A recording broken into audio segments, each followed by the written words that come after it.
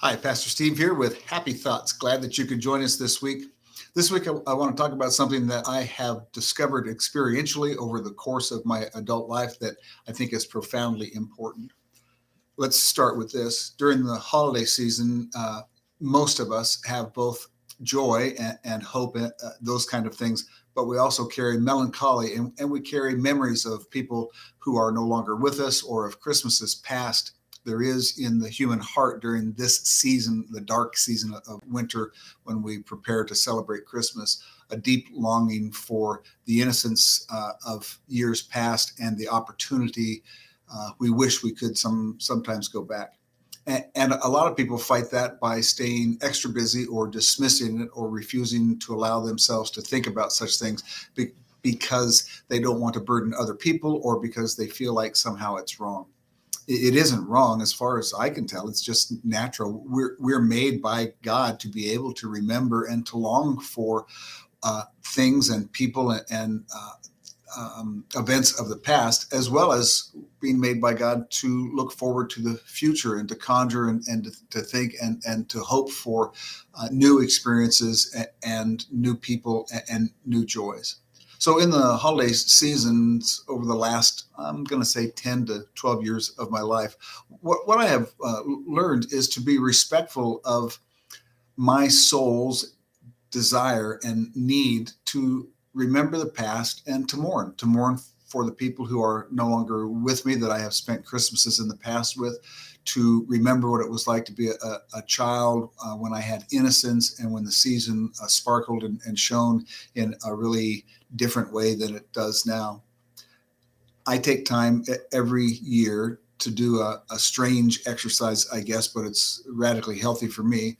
I turn on Christmas music that comes from the age of my childhood, and I will lay on the sofa of our home in absolute quiet and aloneness. And I will just let the pictures of the past parade through my mind, and I will thank God for those that I miss the most and who I spent Christmases with. And I will sometimes cry. I will sometimes just mourn deeply, depending on what's going on. But I let myself experience those emotions and let them come forward, expressing those things to God and feeling and remembering the love that I have been privileged to share. There's also, of course, regrets, Christmases when I wasn't what I should have been, and when I let opportunities to love or to be graceful slip away. And I confess those things to God, and I ask for God's forgiveness, and I make plans to do better this Christmas and in the Christmases going forward. What I find is that being honest and putting myself in a place where those emotions can come to the surface and be experienced and be cried out or mourned through puts me in a place to be much more present and healthy in this Christmas, which is a big and important part, I think, of our Christian life, to be able to be present and strong and encouraging and hopeful and loving for other people during the Christmas season. That comes as a result of being first honest about the things that we have lost and the things that we miss.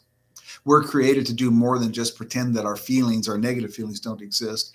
We need to express them. We need to be honest with them, because when we do that, we step into the way that God created us, and we are released from a powerful grip that holds us back from living well in the present. So this year, I would suggest the same thing to you. Don't be afraid that you might cry or you might be sad. That's the whole point, right? To get the morning done with, to be honest about it, and then to get on with the Christmas present, to let the regrets and the longing for the past drive how you act in this Christmas, right? Because this Christmas will be a former Christmas going forward. So you want to be as loving and as kind and as graceful as you can be.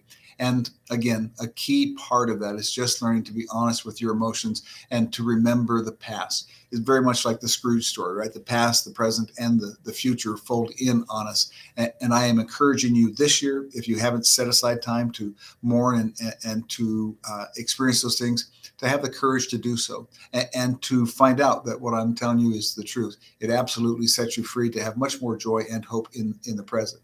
So that's Happy Thoughts blog for this week. I'll be back next week to talk a little bit about Christmas. I think I'm going to share the history of a couple of the songs that we associate with Christmas because it's fascinating and delights my soul. I hope it will yours too. So I hope you have a great week. Be present in somebody's life, be graceful in somebody's life, and God will bless you. Thanks. Bye-bye.